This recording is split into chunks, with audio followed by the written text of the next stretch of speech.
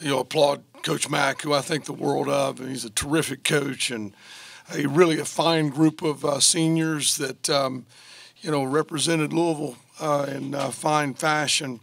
Remember Dwayne Sutton? It's amazing what these college years do for. I can remember him playing with the Tennessee Travelers, and he was a wispy 6'7", maybe 200 pounds. What a good-looking man he has become, and a good basketball player. I thought we were in good shape at the half. We never turned the ball over, and we have 7 first-half turnovers, 16 for the game, which negates our play on the perimeter where we thought we had to. They shoot the basketball, so well, and we limited them to 2 made threes at the half, but we shoot ourselves in the foot and kick it 7 times, which is just unnerving. 2 charges. We step out of bounds twice, but not a bad start to the half, but we just quick possessions, 2 bad shots, a bad turnover in transition, and now you're down 10 and you got a problem. I'm rambling. Go ahead. So whatever you want. Get you guys a mic. If you want to raise your hand. Mike, like you said, you're right there at halftime, tied with the number 11 team in the country. Did they make adjustments on you defensively and offensively? Did their defense do certain things to make it a tough second half for you, shooting-wise? I think there was more of a conscious effort to throw the ball in the post to Enoch. They took Enoch out of the post and played Sutton at the 5 with Noora and a couple others. I don't think there was anything drastic, nothing that Chris typically does throughout the course of the game. We're a little bit different because we're so damn small. I just thought, you're on the road and unbelievable environment and great fan base, and they amped it up a little bit, and we didn't respond quite as well as we needed to. Mike, Landers has been one of the best freshmen in the country.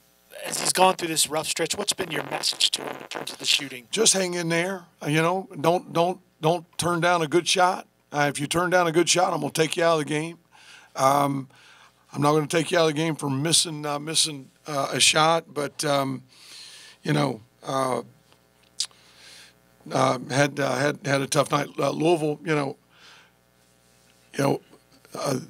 Chris Mack and that staff are really good coaches. They're going to scout the fire out of the Hokies as we do them, and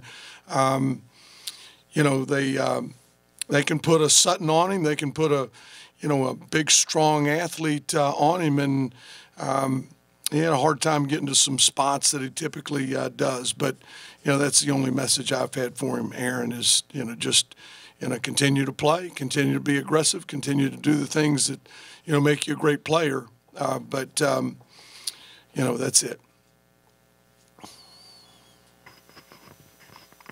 Obviously, you saw Jordan Noora, one of the better players in this conference. What about him made him tough to defend? He's so big. He's so big, and he's one of those. I've had a couple of them, not as good as him. He's got a little fade on his jump shot, which makes it really hard to contest effectively. He's a terrific catch-and-shoot player, and that size, a big, strong body, and get his shoulders by you and get fouled. And he's as good as advertised. I knew that coming in. I've seen him play a lot. Certainly seen him play a lot over the last couple of days in our preparation for the Cardinal. How do you see the conference shaping up at this point, going into the tournament? Is there one team that you think is head and shoulders above the rest, or is it pretty even? I think the records would indicate. I think Louisville, Duke, Florida State are ahead of the pack. UVA's right there. UVA's playing awfully good basketball. You guys saw Clemson on the road. Brad's got those guys playing awfully well, having beaten Duke, Florida State, and Louisville. But I think still a week out from the ACC tournament. Those top three are, with the exception of Duke, who, freshmen, just big, strong, athletic people. I think Louisville, Duke, and Florida State are still the cream of the crop. And now that you've seen Louisville, what about them offensively and defensively? Did impress you tonight? Oh, they're so explosive offensively. They need Williams back.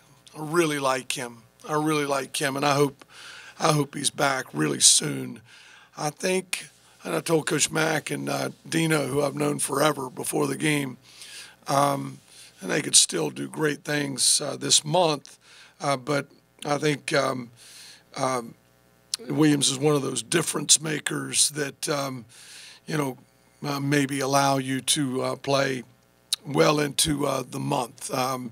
And his absence, you can feel his absence, that presence in the post, and rotating those guys in there. I know that's how Chris wants to play. Your team obviously were so impressive in January, off to a really good start in conference play. Now you're sitting here having lost 9 of your last 10. When time's running out in the regular season, is it mystifying to you this turn of events, or did you kind of figure with a young team it was I don't know that I'm mystified.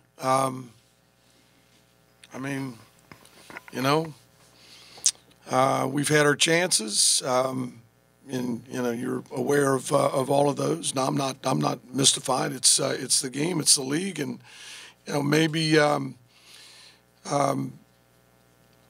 We haven't played as well, and I take a great deal of responsibility in that. Thanks, Coach. Thanks, guys.